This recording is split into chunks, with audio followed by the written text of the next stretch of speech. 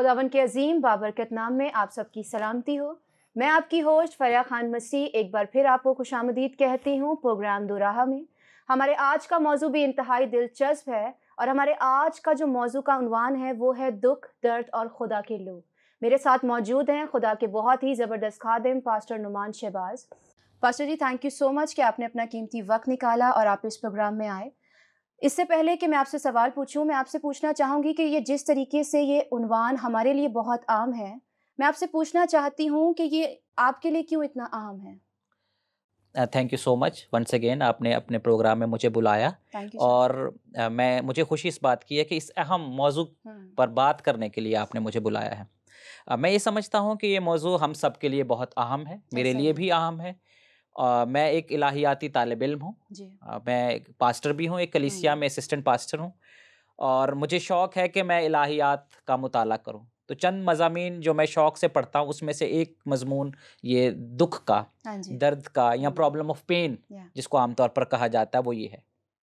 कुछ अरसे पहले यानी कुछ सालों पहले मैं एक इलाहियाती दरसगाह में पढ़ता था।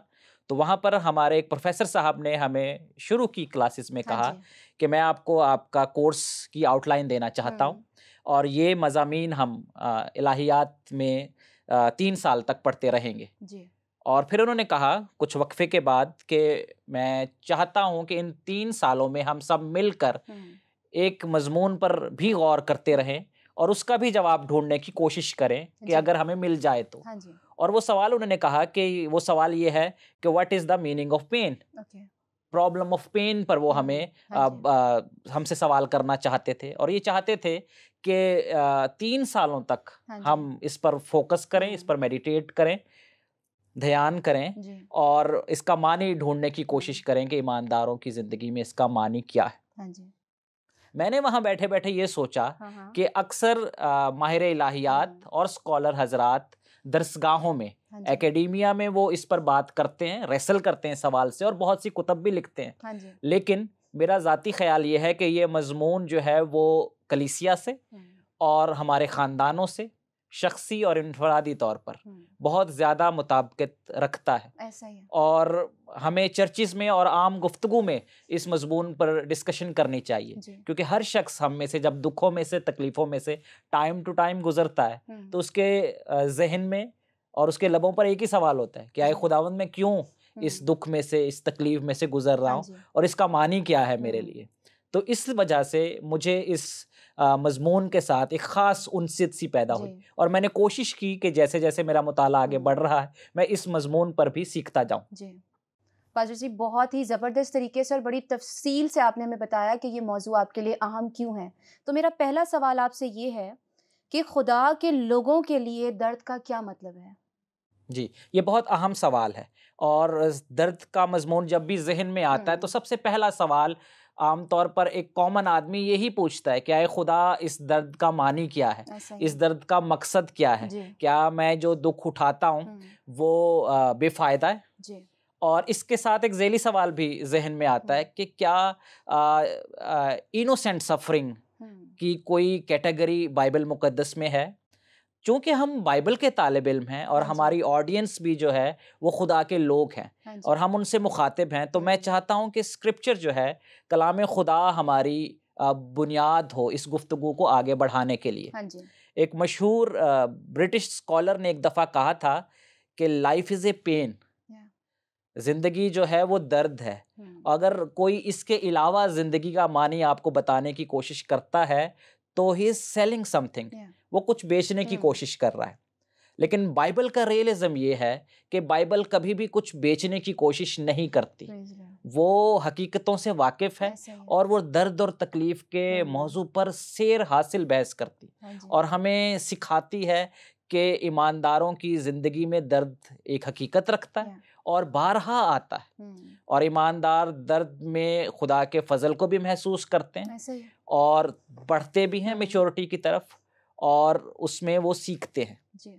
अगर कलाम मुक़द्दस के सफ़ात का आप मुताला करें तो आप देखें दाऊद अपनी ज़िंदगी में उसने बहुत दुख उठाए, यूसुफ ने बहुत दुख उठाए, ज़बूरों में हमें इसकी बहुत झलक नज़र आती है और हमें खुदावंद यीशु मसीह की ज़ात अक़दस में नज़र आता है कि उसने हमारे लिए बहुत दुख उठाए। तो दर्द का एक मकसद है इंसान की ज़िंदगी में, उसका एक रीज़न है। खुदा उसको अपने जलाल के लिए दुख देकर खर्च और इस्तेमाल करता है। बहुत दफ़ा हम पास्टर हजरात कलीसिया में विज़िट के लिए जाते हैं, और जब शख्सी तौर पर किसी ख़ानदान के साथ हम बैठते हैं तो वो सच्चाई से जब अपने दिल को हमारे सामने खोलते हैं तो एक सवाल पूछते हैं। वो सवाल ये है कि देखें जी, मैं बहुत अच्छा हूँ, मेरी फैमिली लाइफ भी बहुत अच्छी है, मैं हदिया भी टाइम पे देता हूँ, रेगुलर चर्च आता हूँ और इबादत में भी शामिल होता हूँ, गीत भी गाता हूँ चर्च में बैठ के, फिर भी दुख में से क्यों गुजरता हूँ? इतना अच्छा होने के बावजूद मैं दुख में से क्यों गुजरता हूँ? तो मैं अपने उस भाई या अपनी उस बहन को ये जवाब देता हूँ कि देखें, दैट इज़ वंडरफुल, लेकिन मैं एक ऐसे शख्स को जानता हूँ जो आपसे भी ज़्यादा अच्छा था, जो सिनलेस था, जो जिसने कभी गुनाह नहीं किया, जो जिंदा खुदा का बेटा है। और वो जब इस ज़मीन पर आया तो उसने इतने दुख सहे कि कलाम ने उसका टाइटल उसको दिया, उससे कहा कि ये मर्दे गमनाक है, ये गमों का आशना है। मैं अपने भाई से या बहन से कहता हूँ कि कभी आप जा रहे हो मेरी बहन, तो आपको किसी ने कहा कि आप गमों की वजह से पहचानी जाती है, या किसी भाई को कहा हो कि आप मर्दे गमनाक हैं? नो, ऐसा नहीं होता। लेकिन मेरे और आपके मनज्जी को ये कहा गया कि वो मर्दे गमनाक है, क्योंकि उसने, हालांकि वो बहुत अच्छा था और सिनलेस था, लेकिन उसने मेरी और आपकी खातिर दुख उठाए और दर्द सहा। हमारे इलाहियात के प्रोफेसर साहब कहा करते थे कि दुखों की इलाहियात बाइबल में का उसका जो मजमून है वो बाइबल में उसके फैब्रिक में रचा बसा हुआ है। पुराने अहदनामे में इसराइल दुख उठाता है, और इसराइल के दुखों में हमें इसराइल के मसीहा के दुखों का अक्स नजर आता है। यू सी कि इसराइल जब दुख उठा रहा है तो वो अपने मसीहा का अक्स उसमें देखता है, और जब कलीसिया दुख उठाती है तो वो भी पीछे मुड़कर अपने मसीहा की तरफ देखती है कि उनके मसीहा ने उनके लिए दुख उठाए हैं। तो एक ईमानदार का दुख उठाना बेमानी नहीं है, बल्कि उसका मानी ये है कि हम चूंकि एक मसीहाई कम्युनिटी हैं, और एक आलिम ने बड़ी अच्छी डेफिनेशन पेश की है एक क्रिश्चियन कम्युनिटी की, that is a sacrificial community, जो अपने आप को कुर्बान करती हुई आगे की तरफ बढ़ती है, और वो एक कुर्बानी के जज्बे से भरी हुई कम्युनिटी है। दुख उठाने से डरती नहीं है, बल्कि दुखों में ग्रो करती है, आगे बढ़ती है। और यहाँ पर मैं मॉडर्न सोसाइटी को थोड़ी सी क्रिटिक भी करना चाहूँगा, जहाँ पर आप देखते हैं कि मसीही कम्युनिटी बहुत ही सुपरफिशियल चीज़ों की तरफ भागती हुई नज़र आती है। आजकल ब्रांड्स का दौर बहुत ज़्यादा है, मोबाइल फ़ोन, कपड़े और हर चीज़ में अच्छी बात है, हम अच्छी चीज़ें पहने भी और इस्तेमाल भी करें, लेकिन फिर भी मॉडेस्ट रहना और सैक्रिफिशियल जज्बे से जीना जो है, ये मसीही ज़िंदगी की और कम्युनिटी की दो अहम खुसूसियत आप कह कैरेक्टरिस्टिक्स हैं। So we have to stay with it, जो हमारी पहचान है और जो हमारे मसीहा की भी पहचान थी, सादा ज़िंदगी और कुर्बानी के जज्बे से भरपूर ज़िंदगी। और दुखों में से गुजरते गुजरते हम खुदा के रहम और फजल को बड़ी कसरत के साथ महसूस करते हुए आगे बढ़ते हैं। बहुत ही खूब पास्टर जी, आपने बहुत ही अच्छे तरीके से बयान किया कि खुदा के लोगों के लिए दर्द का क्या मतलब है। मेरा दूसरा सवाल आपसे ये है, दर्द और खुदा के फजल के दरमियान क्या ताल्लुक है? ये बहुत अहम सवाल है कि दर्द का और खुदा के फजल का क्या ताल्लुक है। इस लिहाज से हम खुदा के कलाम के कुछ रेफरेंसेस का सहारा भी लेंगे। और साम 88 ज़बूर 88 जो है वो कलाम मुक़द्दस का एक अहम हिस्सा है, ज़बूर है। अगर आप ज़बूर की किताब का मुताला करें शुरू से लेके आखिर तक, तो आपको इसमें मिले जुले मज़ामीन मिलते हैं, इमोशंस मिलते हैं। आपको बहुत से ज़बूर ऐसे मिलेंगे जहाँ पर खुशी का जज्बा बहुत ज़्यादा पेनिट्रेट करता हुआ दिखाई देता है। कुछ ज़बूर ऐसे हैं जो प्रेज एंड वर्शिप से भरे हुए हैं, और कुछ ज़बूर ऐसे हैं जिसमें गम की कैफियत है। ज़बूर 88 भी एक ऐसा ही ज़बूर है जिसमें गम की कैफियत बहुत ज़्यादा डोमिनेट करती है। लेकिन आप देखेंगे ज़बूरों की किताब के मुताला में कि अगर गम की कैफियत भी पाई जाती है तो उस ज़बूर का इख्तिताम ऐसे होता है कि ज़बूर नवीस कहता है कि मैं एक दिन खुदा के घर में इबादत करूँगा, या खुदा के लोगों के साथ हमदो तारीफ़ करूँगा, या फिर वो ये कहता हुआ दिखाई देता है कि मेरे लबों पर खुदा की हमदो तारीफ़ हमेशा तक रहेगी, या वो ये कहता है कि मैं खुदा के घर में अब तक सुकूनत करूँगा। तो अगर गम की कैफियत भी हो ज़बूर की किताब में या किसी ज़बूर में, तो उसकी एंडिंग जो है वो हाई नोट पर होती है, यानी हमदो तारीफ़ पर या उम्मीद की बात पर। लेकिन ज़बूर की किताब में इंटरेस्टिंगली 2 ज़बूर ऐसे हैं, ज़बूर 39 और ज़बूर 88, जहाँ पे गम की कैफियत इतनी डोमिनेट करती है कि ज़बूर जब ख़त्म भी होता है तो गम ख़त्म नहीं होता, वहाँ पे दुख की कैफियत बहुत ही ज़्यादा है। मिसाल के तौर पर ज़बूर 88, इसमें बार बार अंधेरे का जिक्र आता है, और आखिरी आयत में अगर हम उसके इब्रानी मतन का मुताला करें तो उसकी कंस्ट्रक्शन अगर हम उसको दोबारा से ट्रांसलेट करने की कोशिश करें तो ये बनती है, ज़बूर नवीस कहता है कि मेरा करीबी दोस्त जो है वो अंधेरा है, यानी ज़बूर अंधेरे पर ख़त्म होता है, और अंधेरे को इस ज़बूर में दुख की अलामत के तौर पर इस्तेमाल किया गया है। तो ज़बूर दुख से भरा हुआ है, और इसमें कोई जो है वो ताजगी और उम्मीद अपेरेंटली नज़र नहीं आती। लेकिन फिर भी जब हम इसका मुताला करते हैं, देखते हैं, तो हम ये देखते हैं कि खुदा अपने लोगों के करीब है, और दुखों की कैफियत में भी फजल जो है वो जाता नहीं रहता। आप इसके साथ एक सवाल उठता है, ये होता है कि ये खुदा का कलाम है, और खुदा के कलाम की जो राइटिंग है हमारे ईमान के मुताबिक this is a inspirational word of God, यानी खुदा ने लिखवाया और खुदा के लोगों ने लिखा है। और ज़बूरों की किताब में प्रेयर्स हैं, हमदो तारीफ़ हैं, लेकिन इस ज़बूर के कंटेंट पर आप अगर गौर करें तो आप देखते हैं कि वो खुदा से सवाल कर रहा है, इंटेरोगेट कर रहा है। वो खुदा से कह रहा है कि अय खुदा देख, मैं मरने वाला हूँ, क्या मुर्दे तेरी तारीफ करेंगे? है? क्या जब मैं मर जाऊंगा तो फिर जिंदा होके तेरी तारीफ करेंगे? बहुत ही हार्श आप कह लें कि लैंग्वेज, लेकिन फिर भी खुदा का फजल ये है कि खुदा के कलाम का हिस्सा है ये ज़बूर, और ऐसी लैंग्वेज जहाँ पर खुदा के लोग अपेरेंटली बहुत तलखी से खुदा से सवाल करते हुए दिखाई दे रहे हैं। दिस इज ए मर्सी और फजल। इसका मतलब यह है कि खुदा अपने लोगों को दुख उठाने वाले लोगों से दूर नहीं रखता है, बल्कि उनके करीब है।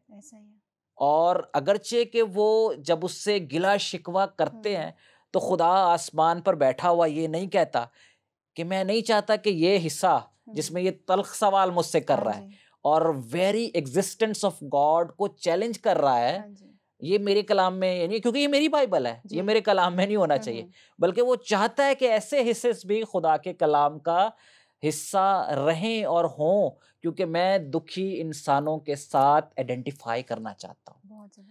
हमारे एक उस्ताद थे हमारी दरसगाह में, उन्होंने कहा कि आपके लिए खूबसूरत और अच्छी बात यह है कि खुदा गरीब के साथ खड़ा है, खुदा दुखी इंसान के साथ खड़ा है, वो हलीमों के साथ खड़ा है। और खुदा के कलाम में बारहा हलीम और पुअर, गरीब होना और हलीम होना इंटरचेंजेबली इस्तेमाल होता है, क्योंकि खुदा अपने लोगों से प्यार करता है, उसका फजल उनके अपने लोगों पर है, और उसका फजल बड़े कसरत के साथ दुखों में अपने लोगों पर होता है और उन पर रहम करता है। वेल डन पास्टर जी। वीवर्स, पादरी साहब ने बहुत ही अच्छे तरीके से हमें बताया कि दर्द और खुदा के फजल के दरमियान का ताल्लुक।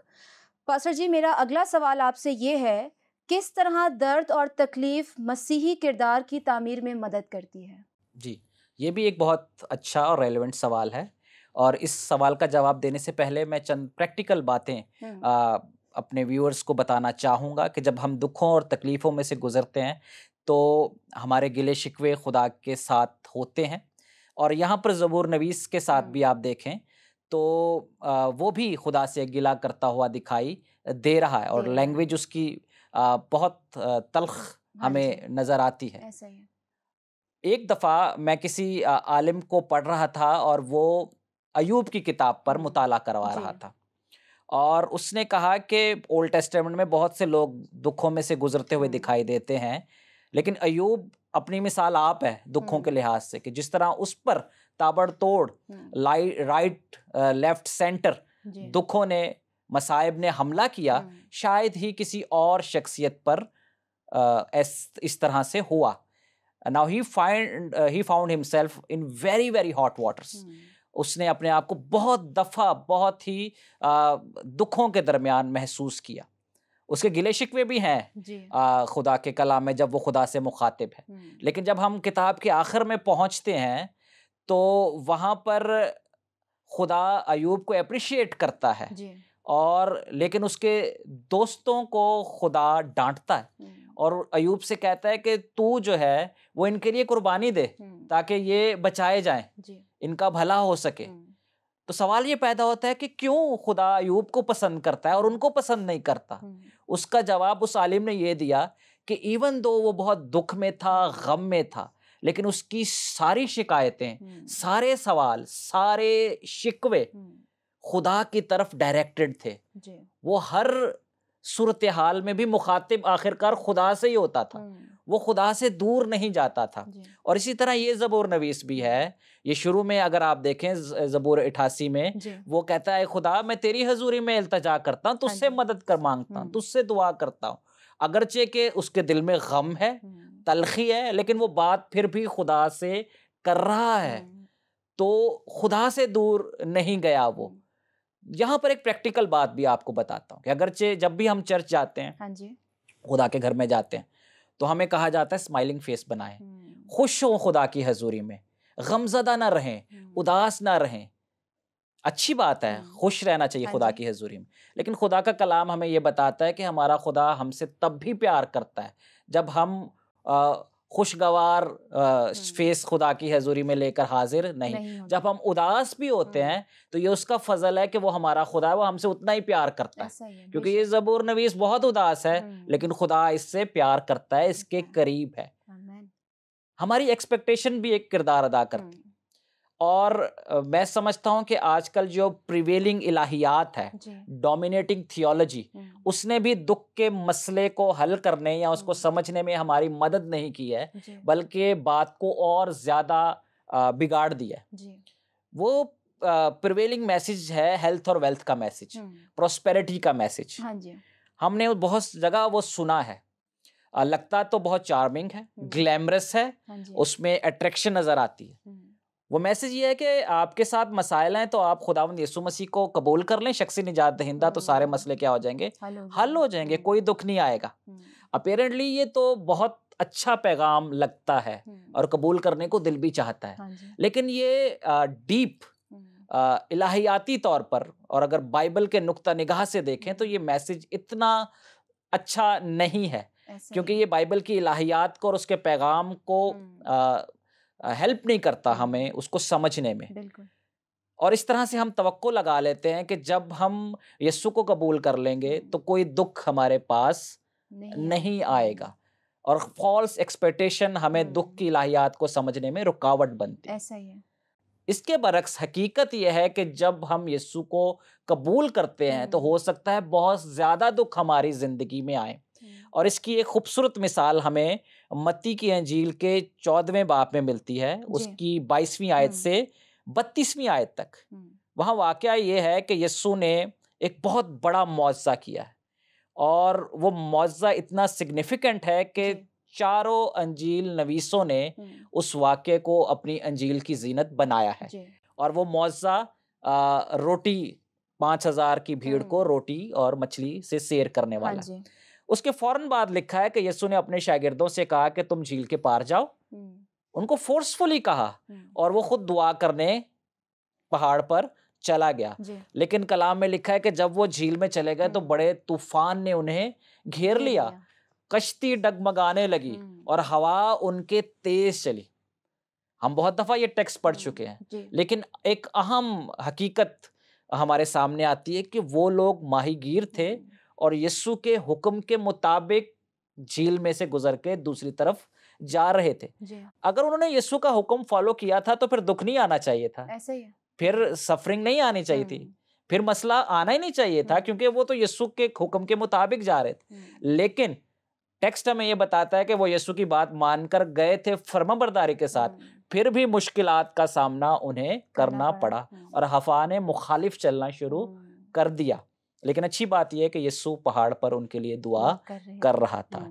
तो दुखों की जब इलाहियात को हम समझते हैं प्रैक्टिकली, हमें ये याद रखना है कि हमारी सारी दुआएं even within worse suffering भी खुदा की तरफ हो। हम खुदा से दुआ मांगते रहें, अपने गिले शिकवे खुदा की हजूरी में लाने से शर्माए नहीं। ना सोचें कि ये बुरा लगेगा कि हम खुदा से गिले कर रहे हैं। आपका फेस उदास है, आप खुदा के लोगों में बैठना चाहते हैं, बैठें, क्योंकि खुदा आपसे उतना ही प्यार करता है जब आपका फेस उदास होता है। और ये तवक्को ना रखें कि यीशु को कबूल करेंगे तो दुख नहीं आएंगे। हो सकता है ज्यादा दुख आए, शागिर्दों की तरह हवा मुखालिफ चलना शुरू हो जाए, और हो सकता है आप बहुत लंबे अरसे तक दुखों में से गुजरते रहें। लेकिन अच्छी बात यह है कि आपका शफात करने वाला आपके लिए दुआ कर रहा है, और वो उन गहरे पानियों के ऊपर चलता हुआ एक दिन आकर आपको बचा लेता है। हालेलुया। तो वो कभी भी अपना हाथ दस्तबरदार नहीं होता है अपने लोगों से। बहुत ही खूब पास्टर जी, आपने बहुत अच्छे तरीके से बताया कि जब हम खुदावन यीशु मसीह को कबूल करते हैं तो वो बेड ऑफ रोजेस नहीं है। हम लाइक फॉल्स और फेक्स एक्सपेक्टेशंस लगा लेते हैं खुदावन से। आपने बहुत ही अच्छे तरीके से इस बात को बयान किया। और मेरा अगला सवाल आपसे ये है, यीशु मसीह की शख्सियत को समझने में दर्द हमारी मदद कैसे करता है? जी, ये बहुत अहम सवाल है। हाँ जी।